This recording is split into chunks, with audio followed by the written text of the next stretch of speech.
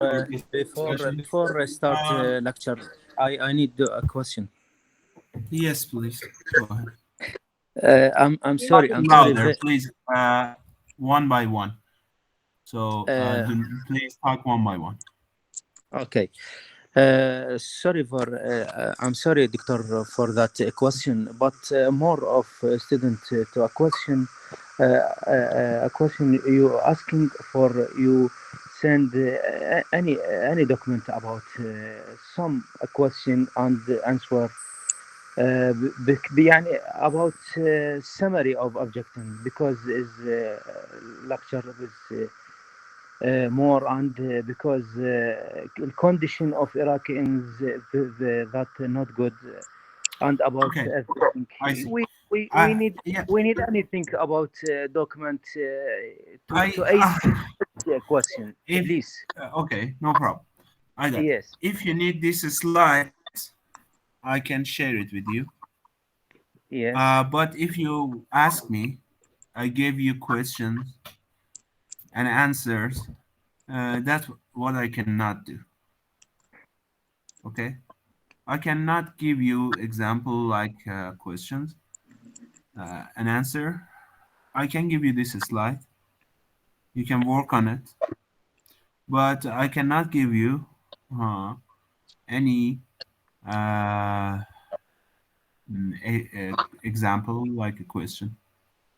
no, Okay. no, sorry, sorry, doctor, I mean not a question and answer at mean in example in final I need Yes, easy document يعني about summary objects يعني. I Okay. see. About the exam, you can ask the students before. I have some 2 or 3 semesters of this lecture, so you can ask them. It's not too hard. It's not too easy. It's Yes, something in middle. So I think if you study and you listen to my course, yeah, there will be no problem. But if you don't listen to my course and you did not study, yes. then you may have problem. Okay, Okay, thank you, doctor. Thank you no very problem. much. خد حاجة. Another technique I wanted to talk about, and it is also another photon-based technique, is called photoluminescence. So basically, photoluminescence is the excitation of your material with the photon, and see what photons your material will exist. Usually, materials receive the photons with a higher energy, like UV photons, and they can emit lower energy photons like green photons, red photons, or blue photons. So, based on the photons you receive from your material, you can judge about its band structure and its actually crystalline structure. All semiconductor materials have photoluminescence peaks. So usually you excite your material with a photon, or it's called excitation photon. It can be green or blue or UV, and your material does start to shine some light according to its band gap. So basically, the wavelengths of the light they emit is longer than the wavelengths that they received. And if you have the band structure like this, and you emitted the structure with the green photons, then the electron will relax to the bottom of your conduction band, and it's come down to the valence band. And if your recombination is radiative, your material will emit some photons. And if your recombination is non-radiative, your material will emit some phonons or heat. So your material gets warmer, basically.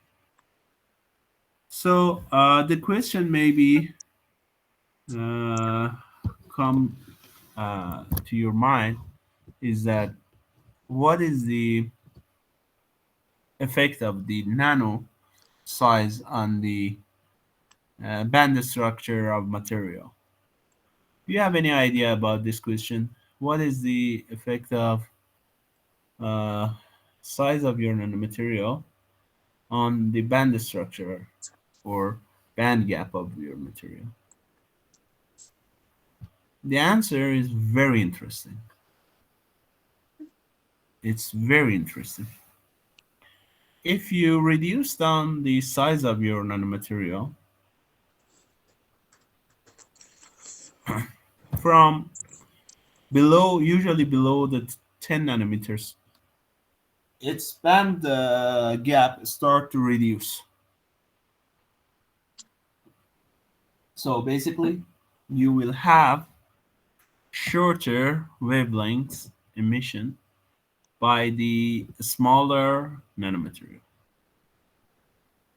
So the same material with the same chemistry, but if you use shorter wavelength, if you reduce down the size of your material uh, gap start to increase. Okay.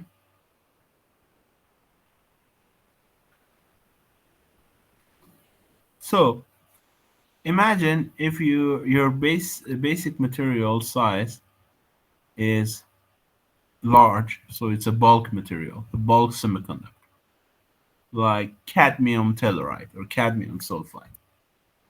So you have the valence band, and you have something which called conduction band. Then you start to reduce the size of your particle. When you reduce the size of your particle from 10 nanometer to 2 nanometer, the diameter of your nanoparticles, the band structure start to increase. The band gap start to increase. It's very interesting. So basically, your bulk material may look black, but when you change the size of your nanomaterial, the band gap is start to increase. So you will have the increase of your band gap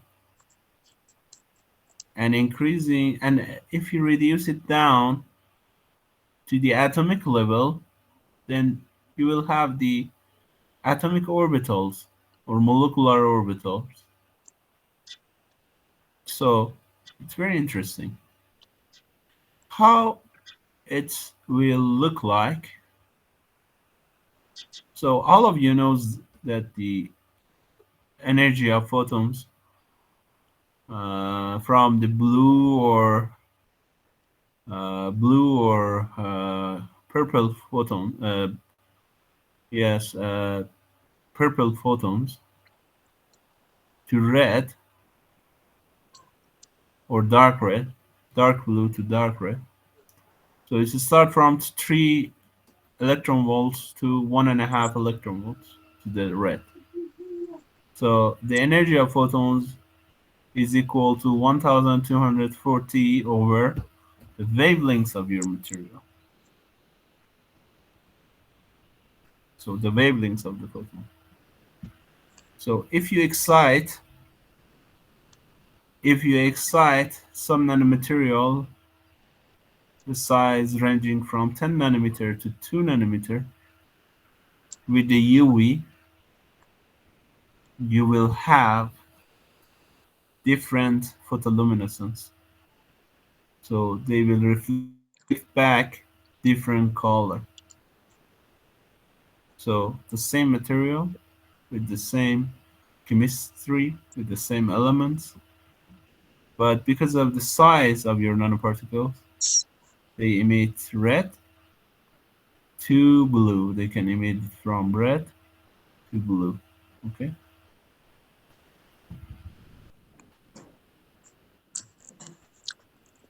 As you can see here,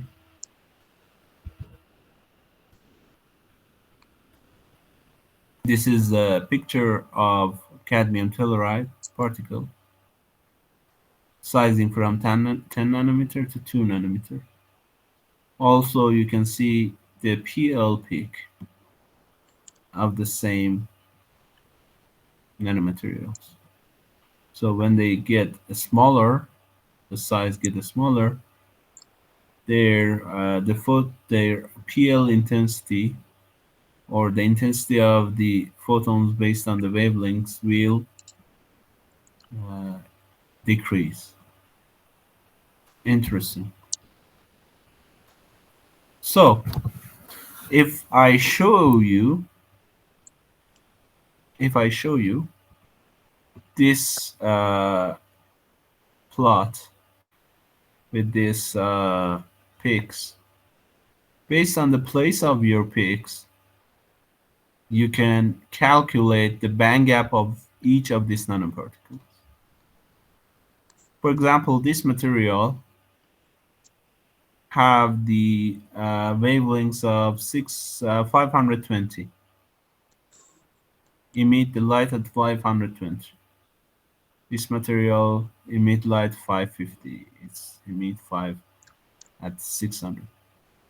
So if you get the wavelengths of your photoluminescence emission based on this plot, you can calculate the different band gap. So the band gap is calculated 1240 over the wavelengths.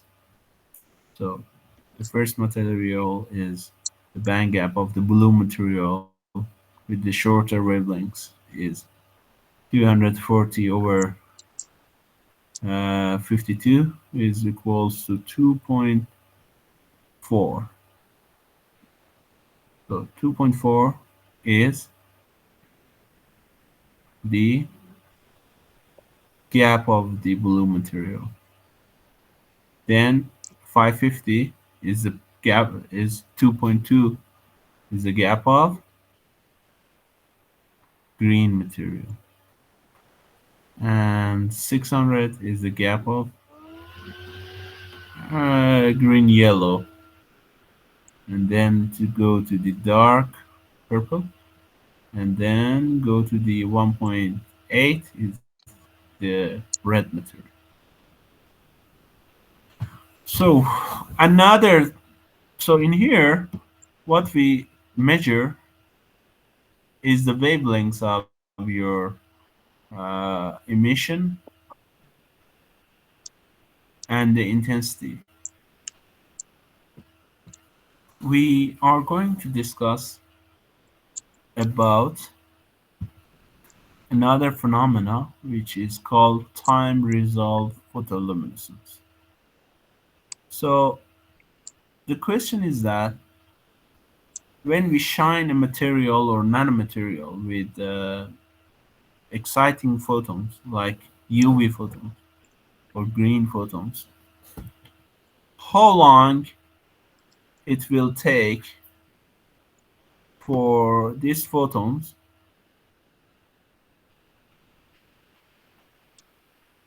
to come down. The question is that how long? 1 day, 2 days, 1 second, 2 seconds, 1 microsecond, 1 nanosecond? How long it takes that the electron from here jump down and release its energy? This is a very important question. How long it takes? 1 day, 1 hour, 1 minute, 1 second, 10 seconds, 1 millisecond, 1 nanosecond? The answer is that it's really depend on your material. So whatever you use has different lifetime. So some materials have very long lifetime. So these materials, this photoluminescence material can be used in road. So in day they absorb light, and in the night they will shine back light. So it's a matter of day. Some of these materials are in the range of the 1 hour. So you can turn on them. So 1 hour they absorb light, and in 2 hours they will release light. For most semiconductor and nanomaterials, this time is very short. It's around nanosecond. So if we measure the intensity of photoluminescence light based on time, we see by the time the photoluminescence, the intensity will decay, will will decrease. So the light intensity will decrease by time. Okay, the photoluminescence will decrease. Then, usually for nanomaterials is very short. But I have a question. If someone can answer this question, I give him or her 1 point in a final exam. Do you think this timing is higher in nanomaterials or in the bulk material, and why? So the time it takes for returning back excited electrons is larger in bulk or larger in nanomaterial, and why? Do you have any idea? If someone answered this question, I gave him or her a grade.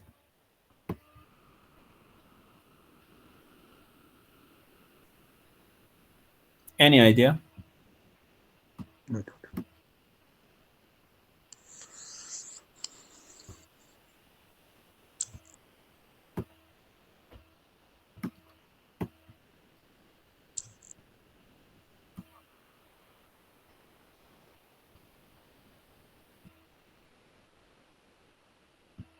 Any idea? This relaxation time or recombination time is longer for the bulk material or for the nanomaterial.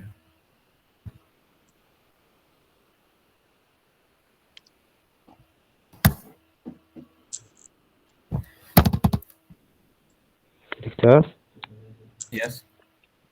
and bulk material longer because the conduction band is long and valence band and long. In Mm. nanomaterials, the conduction band and the valence band is smaller. Um, Sorry, it's vice versa. In nanomaterial, this is higher because this recombination needs when an electron goes up to here. Okay, so electrons goes up to the excited state. Okay, so if it's wanted to go down, usually it does not come down spontaneously. Usually decay of the electrons to the valence band need a trigger. The triggers can be phonons, can be another photon, can be mechanical stress, anything.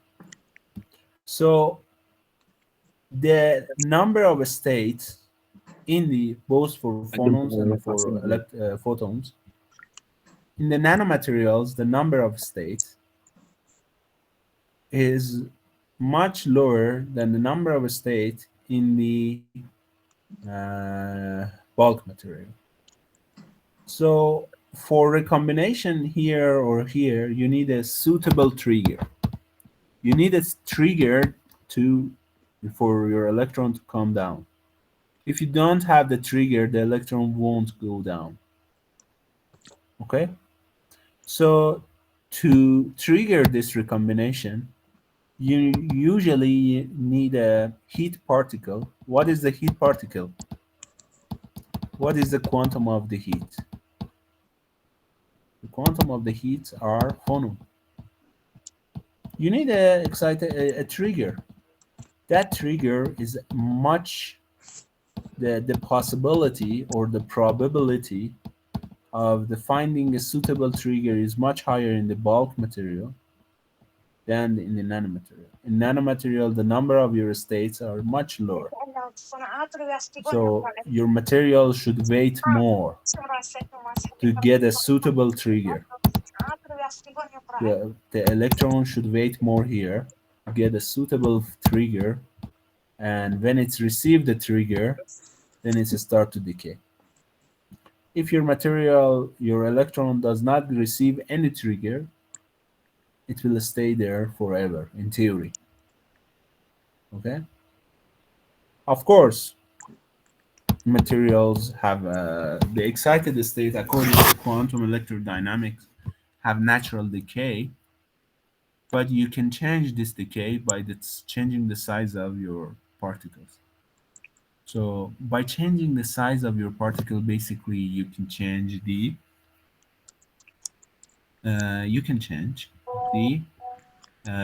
time, the lifetime of your excited electron.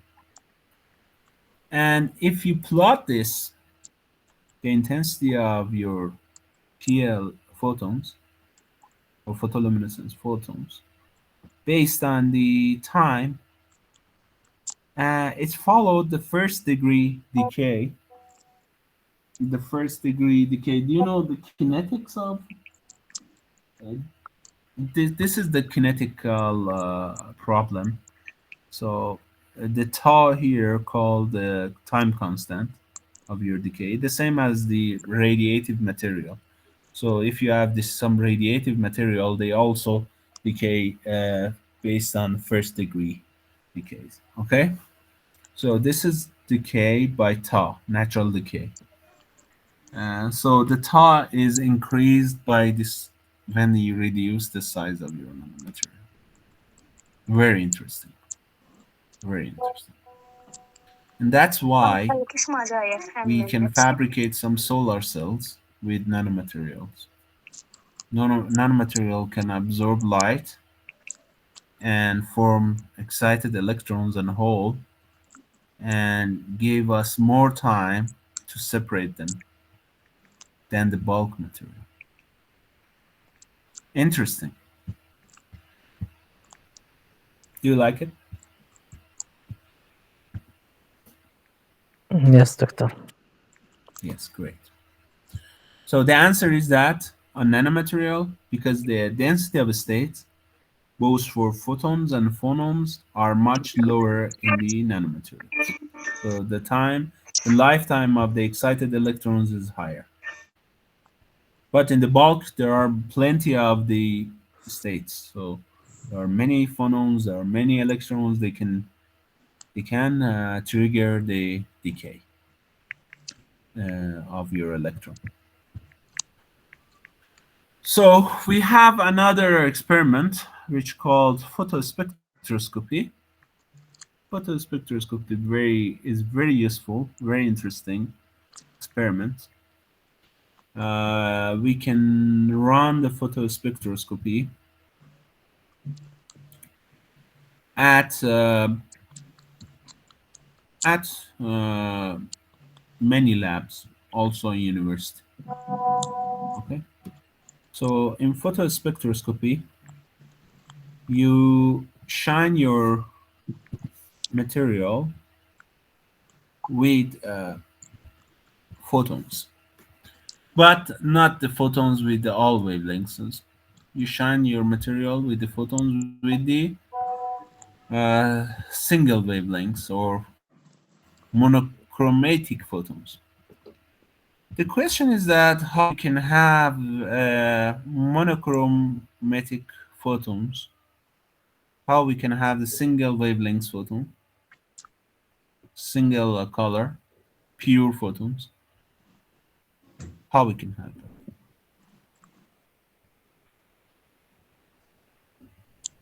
Question? Any answer?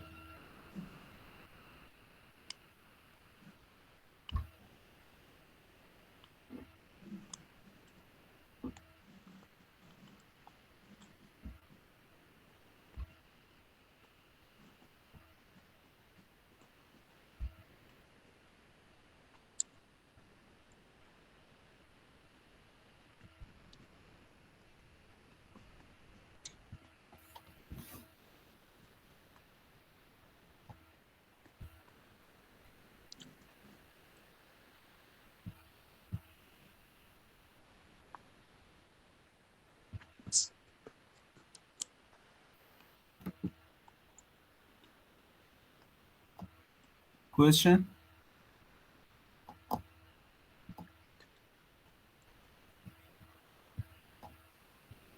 How we can have a single wavelength photon?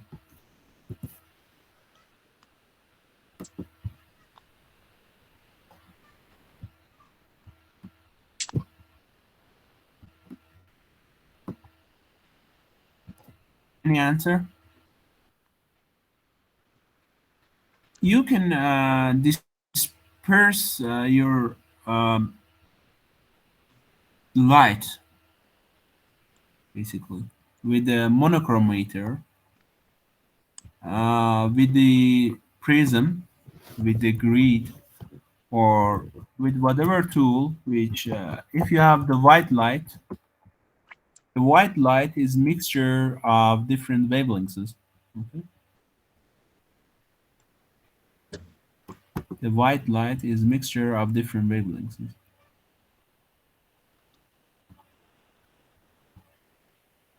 So you can disperse this white light, okay, with a monochromator. There are different monochromator, so you can have monochromators based on different technology, but usually monochromator are built of grids. In the old time, they use prism, glass prism, to disperse their light, so to separate the light. In the modern time, I mean, I'm talking about the last few hundred years, okay? They use, we can use a chromator, okay? And they start working based on their wavelengths. So we have different wavelengths of light.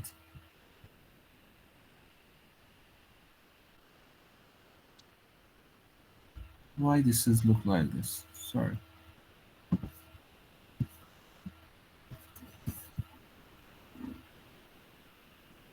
A prism can separate your wavelengths of light.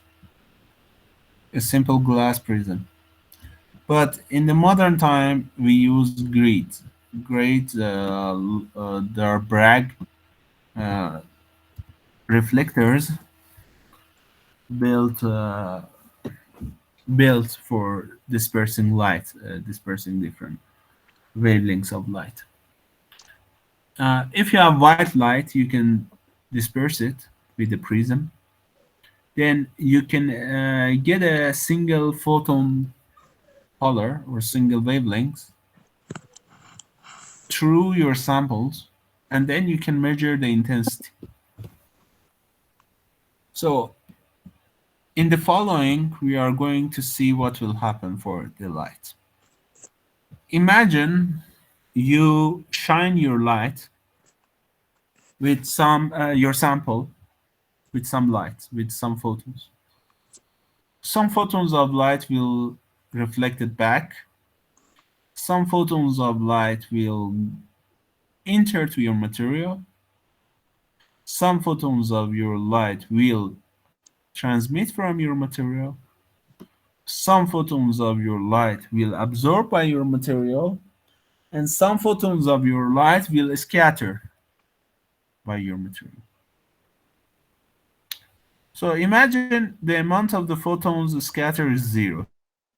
So the light directly to your material. Let's do some calculation. Let's see what will happen.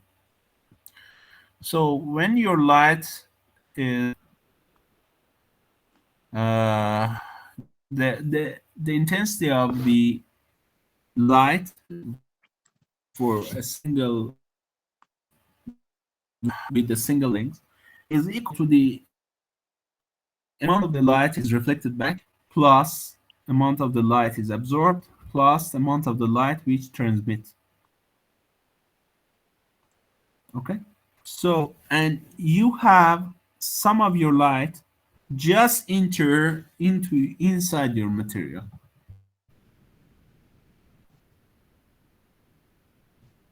Okay, some of your light will reflect back immediately. So the amount of the light which enter to your material just inside your material at the skin I0 inside is equal I just inside. And imagine we go step by step inside your material. From here we go to so the intensity of your light will decay because your material will absorb some of your light. We want to measure how much light intensity is changed in your material, how it's decay. Basically, the intensity of some of your light intensity, the amount of the light absorbed inside your material depends on the how your material can, how powerful material can absorb light, the intensity of your material, your light itself, and how long you step inside your material. So di, or the change of the intensity over the intensity of your light, equals to this differential equation. If we get the integral and we solve this differential equation, ln intensity is equal to minus alpha. Alpha called alpha is the absorption coefficient of your material. If your material absorb more light, alpha is bigger, and if it's absorb lower amount of light, alpha is lower. And why we use minus here? Because the intensity of light is reduced by step. When we go inside, the intensity of light is reduced step by step. Then the ln I equals to minus alpha dx. Okay. ln I, or ln of the light intensity for a distance, we determine this integral for from beginning to the at the beginning of or pathway at I0, x equal to 0 is called I0. To the middle of the pathway is Ix, and in the end of your pathway is equal to T, the amount of the light which transmit to your material. So at the beginning of your material, the x is equal to 0. Then at the middle way of your material, x is equal to x. At the beginning of your material, at the interface of your material, I intensity is equal to I 0, and the intensity of the light inside your material is equals to Ix. Then if we dissolve this integral, okay,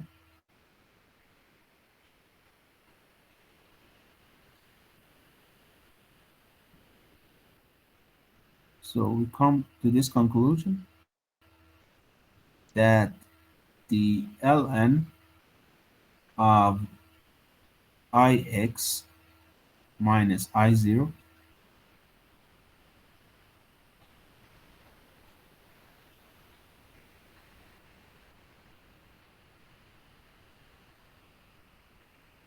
so just wait a minute.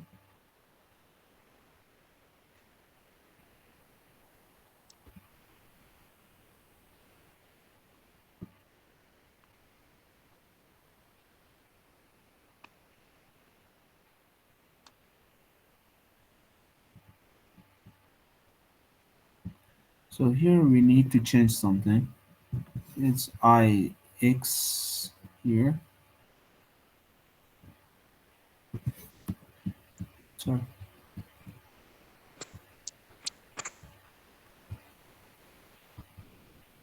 So I need to change this configuration. Sorry, there is a mistake here. There is a typo. So this 0 should be here, and x should be here. Yes. So the intensity of your light at the depths of x, ln, minus ln the intensity of the x at the interface at the 0 equals to minus alpha time x minus 0. So then ln of the Ix over ln of I0 is equal to minus alpha x. So in the this and the depths of the x from the interface, your intensity goes probably. So if at the end of your pathway, at the end of your material, at here, x is equal to L. So the length of your material is equal to L. So your the travel of your photons is at this point is finished. So when the travel of your photons in this point is finished,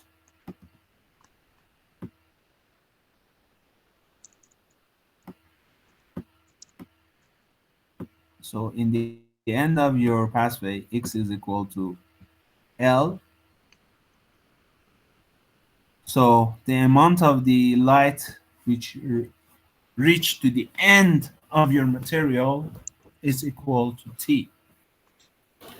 So according to the equation I wrote here, you can calculate the coefficient absorption coefficient of your material. So alpha is the absorption coefficient of your material here. Okay. So the absorption coefficient of your material, you can plot it based on wavelengths of light. So different wavelengths. So in here you synthesize, you extract the absorption coefficient of your material alpha from this equation, minus ln T, the amount of the light which goes out, transmit, over I minus R, the amount of the light entered, minus uh, reflected amount, all together the ln over L, the length of your material. So the absorption coefficient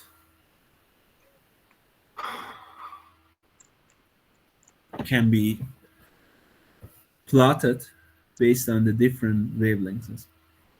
So if you it should be remember that this absorption coefficient is very dependent on the wavelength. So it should be calculated for each wavelength. It should be measured for each wavelength. That's why we put a monochromator here. If we do not have the monochromator here, you cannot measure this for white light or with the colorful light. You should do it for each color of light one by one. And when you do it for each color of light and you have a nanomaterial, for example, your nanomaterial is cadmium telluride, you you get different plots. So these are different plots of absorption. And interestingly, your material, so these are higher energy photons, these are lower energy photons, these are higher wavelengths and lower energy. These are shorter wavelengths, higher energy. These are higher wavelengths, shorter, smaller energy. So your material will start to absorb light according to its band gap. So when the energy of your photons, your shining photons, reach, so the energy is increasing this way. Okay. So when you start from red photons, and you, for example, take this plot, this 3 nanometers size plot, you start to increase the energy of your photons. So it start from red, you send photons to your materials, and then you see the absorption is very low, but suddenly at here the absorption is start to increase. The absorption is increased. So it means that material is start to absorb light with the minimum energy of photons here. Also here, also here.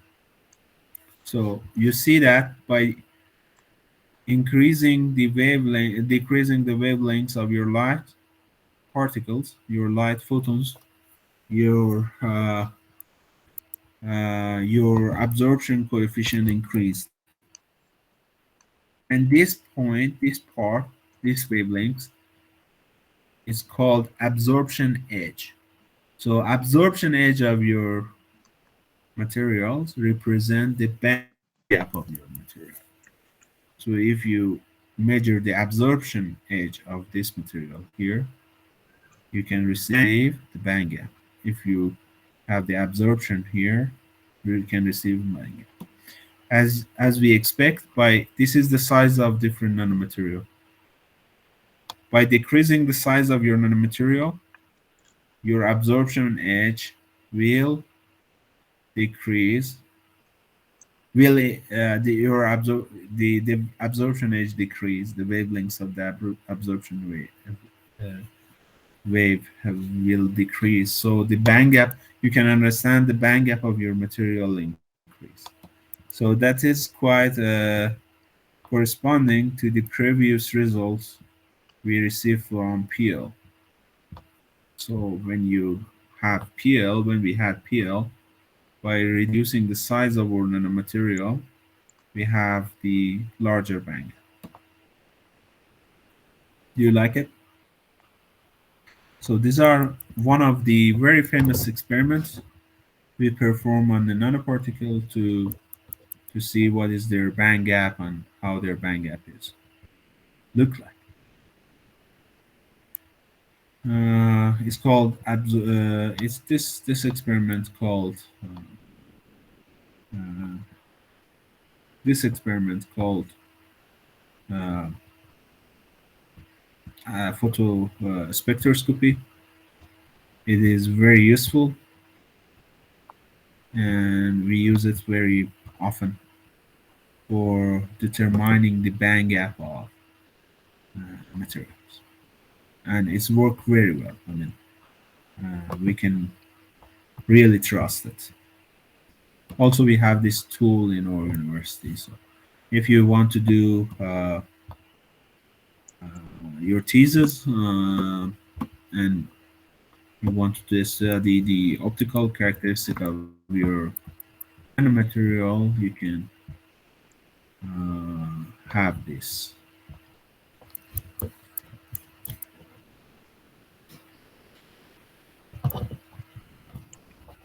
So, any question? Any question? Do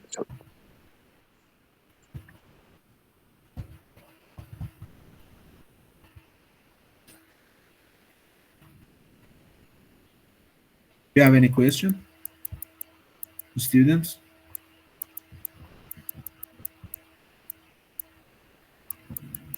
No question? No, doctor. So we can say goodbye for today. Actually, I didn't finish the photo characterization of nanomaterials yet. So next time we will discuss more. There are some other techniques like I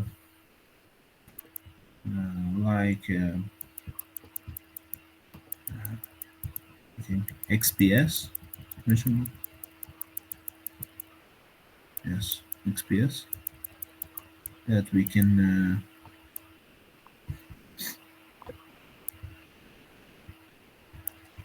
study next time.